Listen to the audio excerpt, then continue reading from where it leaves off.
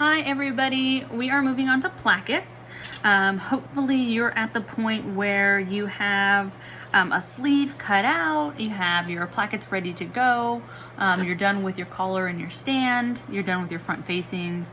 So really you're just left with the sleeve, buttons and holes, and then the front bands and the hem, I'm sorry. What we're going to do is we're going to go over two different plackets fairly quickly. We're going to go over this one here. This is called a sleeve placket, so usually called a shirt sleeve placket, meaning that it's really common on button-up shirts, kind of on tailored clothing. You know, the button-down shirt that you guys are making for this class, this would be really common on that. So it's a little heavy, it's got a little steeple to it, really common on menswear. Also, you'll see it on button-up shirts for women's wear, but really common on men's button-down shirts. So we're gonna do a sample of this method. We're also gonna do a method that's called the continuous bound placket, and that one is here. This one is a little different in the way that it looks. It's a lot lighter. It's a lot more, dare I say, dainty. So it's more common on women's wear for sure. It's much smaller. It's not as heavy as the shirt placket is, but they're made essentially in the same way. So if you look at this one, this is a nice big cut sleeve that I have, where I have the placket on there. This one does not have a seam running. So there's not a seam anywhere, but essentially on the under part of the sleeve, which we haven't even dealt with yet. So these plackets both are created in the bottom, kind of in the middle of the larger sleeve. So you have to slice your way into it. So they're both created in the same way, but they look obviously, really different. The shirt sleeve placket is a little heavier, a little more decorative, whereas this continuous bound placket is a lot more simple and a little more dainty. Okay, there are other options. So there's something that we call a facing, and I know that a lot of people actually have what looks like a faced placket on their shirt. So if you have that as an option, it looks a lot more similar to the continuous bound placket, but what happens is that usually happens in the middle of a seam. So instead of having it in the middle of the shirt, that's actually going to come out from your sleeve seam. So that would actually become a part of your seam itself. So if you can see here, this is what's called a flat felled seam. And these seams are something that you guys are going to be doing for your projects. So we're going to go over that in another video. But it usually, when you have a placket that's a facing, it happens in the actual seam. And then we'll continue it into one of our welt seams later. Okay, so we're going to start with the shirt sleeve placket. Now, there are different options of plackets in the book, so I highly suggest going through the book to kind of see the different ways that they go about creating their placket. So you'll see here that there is a shirt sleeve placket. Again, it looks really similar to what I just showed you. One thing that I will say is that you really just want to be mindful with the shirt sleeve placket on where the notches are. So in the book, that's something that it doesn't really show you. So I'm going to show you kind of a little bit of a trick right now on my sample. This is great because it goes through steps 1 through 12, I believe. 1 through 11, I'm sorry. On how to produce that placket. It's really, really detailed. In your pattern, it probably isn't as detailed as this is, so it's helpful if you kind of go through the book, and this is essentially how I'm going to be doing it. A few minor variations, but it's pretty close. Oh, sorry about that. The continuous bound placket is also in here, so you'll see the continuous bound. Obviously, it looks really different than the shirt placket. You can see the shirt placket here, a little heavier, where the continuous bound is here, and it's obviously a lot lighter. Okay, this one's pretty simple. This one I'm going to go over pretty quickly, but it's just 6 steps, so it's not too many steps. It's half the amount of steps. It's a little bit confusing, so we'll definitely go through this one just because if you've never done it before, it can confuse you, just kind of how you attach the material. But it's much easier, not as many steps for sure. So, and again, there are other methods too. So this is chapter 15, I want to say. Sorry, I'm just double checking. This is chapter 14, I'm sorry. This is sleeves, chapter 14 in the book. So definitely take a minute to review that chapter because that's really important. to understanding the placket. And what I have here is I have just the little sample pieces. Now these are a little bit different than the ones that you guys are gonna find as PDFs in the page in that module.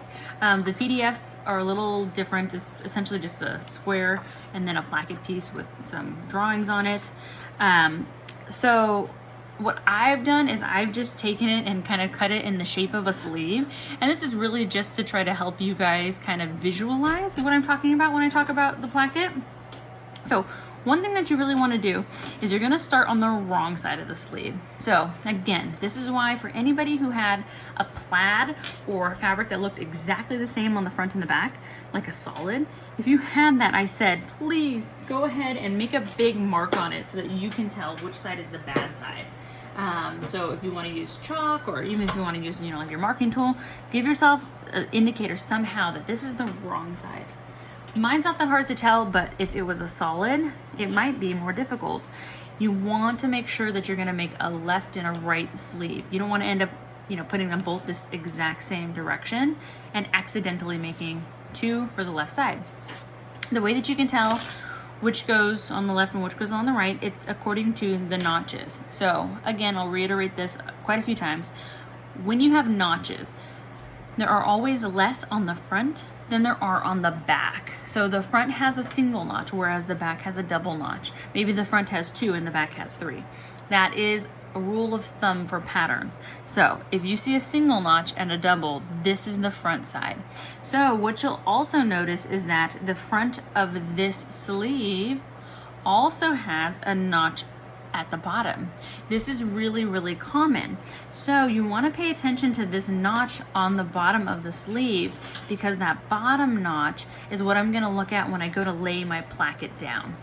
So the way that you're going to start this is you are going to make sure that you mark all of the drawn indicators on your placket piece. So your placket piece is going to have something that looks just like this. Your sleeve is going to have something that looks just like this. So you want to make sure that you identify that. The easiest way to identify it is really to line it up.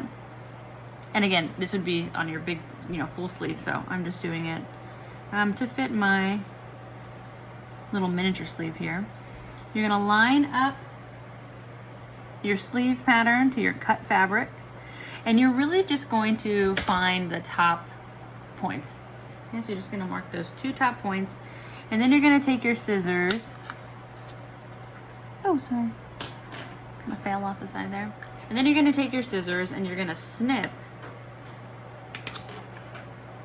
the bottom area here and here, so that you have some little cut pieces along the bottom. You can, if you want, you can come through and you can kind of draw out that rectangle, but it's not really necessary because you're not going to see this part of it anyways. But just so you can kind of get an idea of that's what it looks like. Sorry, I misdrew my notch originally, so hopefully that is not an eyesore for you. Okay, so again, your placket piece is going to come with something that looks identical to that. So this is a piece, it's called a placket. It comes as a pattern piece. I will go ahead and draw, using my pattern piece, the rectangles, which I've already kind of identified here with some marks, but I'm just going to draw it out so you can see it a little bit better. I already made 2 blue marks at the top. I made a blue mark in the middle. That's where the triangle cuts happen. And then I snipped the little legs of it already, so you can kind of see that I already kind of prepared all of that. What I also did was I prepared all of the stitching and the cutting lines with little snips. So when you guys go to do your notches in intermediate, you don't have to worry about cutting out those big triangles so much anymore. What I want you guys to do is I want you to start making snips, and those will be the way that you identify where the notches are, where fold lines are, and where kind of like your top stitching is. So you'll see I have a lot of different snips and cuts ready to go. These are all coming from my pattern piece. Okay, so I've identified them all. Another thing that I did extra was I added a piece of fusible interfacing to just this like steeple portion of the placket. I like to do that because it makes it a little more solid. It just adds a little bit more structure to the placket. And so I've added just a little strip there to the placket piece. Okay, now the way that your pattern is going to instruct you. Again, my sleeve is this tiny little miniature sleeve.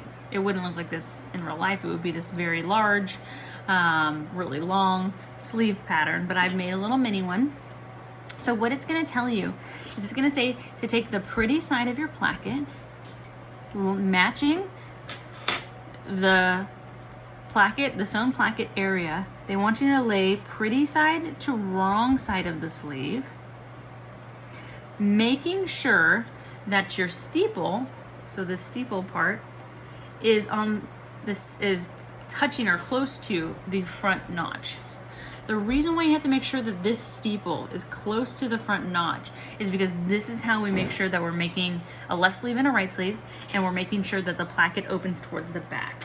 So when I say that, I mean if you were to take your hand, so if you were to take your arm and slide it into a sleeve with a placket, you would want to make sure that the back of it, so this is my right arm, that the placket goes around the back. So it goes over and away from you, over your arm.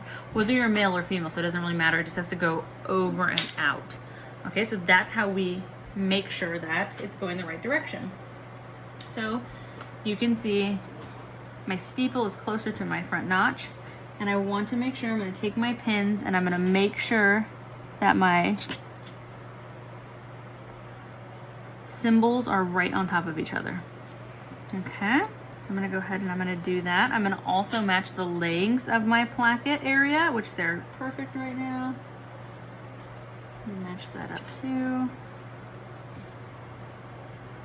Okay, so I'm going to go ahead and I'm going to put a few pins in this because the next step is going to be to stitch this.